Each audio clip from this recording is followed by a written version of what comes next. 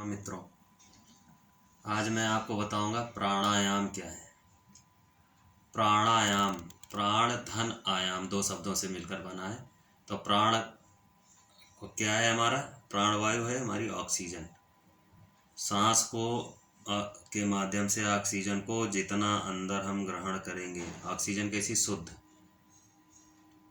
उसको जितना विस्तारित करेंगे, तो ऑक्सीजन हमारे ब्लड में भी होती है, शरीर में भी होती है, ऑक्सीजन हमारे सेल्स में भी होती है।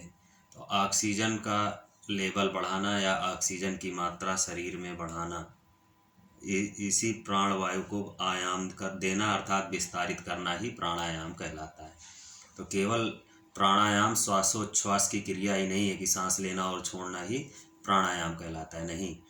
हम अपनी प्राणवायु को, ऑक्सीजन को, हवा को, सांस को अपने शरीर के अंदर कितनी गति से ले रहे हैं और कैसे रोक कर रख रहे हैं तथा कैसे छोड़ रहे हैं, इस पर नियंत्रण रखना ही प्राणायाम कहलाता है। पूरा प्राणायाम केवल सांस को लेने, रोक कर रखने और सांस को छोड़ने, इन्हीं तीनों क्रियाओं पर घटित होता है, निर्भर करता है।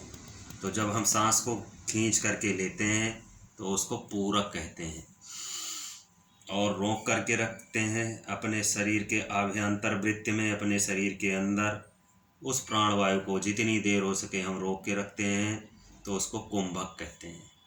और फिर उस प्राणवायु को जिस चैतन्य आद्य शक्ति से जो प्राणवायु हमें मिल रही है उसी में विलीन कर देना, छोड़ देना, यह रेचक कहलाता है। तो पूरक सांस खींच कर लेना, रोक के रखना, उसको कहते हैं कुंभक लगाना, और फिर उस सांस को छोड़ देना अर्थात निकाल देना पूरी तरह से, तो यह रेचक कहलाता है। पूरक, कुंभक और रेचक, इन्हीं तीनों क्रियाओं के योग को हम प्राणायाम कहते हैं। अब करना क्या है? आपको प्राणायाम करते समय पूरा ध्यान आपका सांसों की गति पर होगा। अगर आपने अपनी सांस की गति पर पूरा ध्यान दे लिया और इस सांस की गति को विस्तारित करना है, बड़ा करना है, खूब देर तक सांस खींच करके लेना है, फिर जितनी देर हो सके अंदर रोक के रखना है, कुंभक लगाना है, फिर खूब देर तक, जितनी देर में हमने सांस ली है उससे दुगने समय में सांस को बाहर निकालना, यही प्राणायाम के तीनों प्रमुख अंग हैं, पूरक, कुंभक और रेचक। तो प्राणायाम किसे कहते हैं? हम प्राणवायु को जितना विस्तारित करें, ये बात ध्यान रखना है आपको प्राणायाम करते समय कि शुद्ध ऑक्सीजन जहाँ पर हो, शांत वातावरण हो, वहाँ पर प्राणायाम करना चाहिए।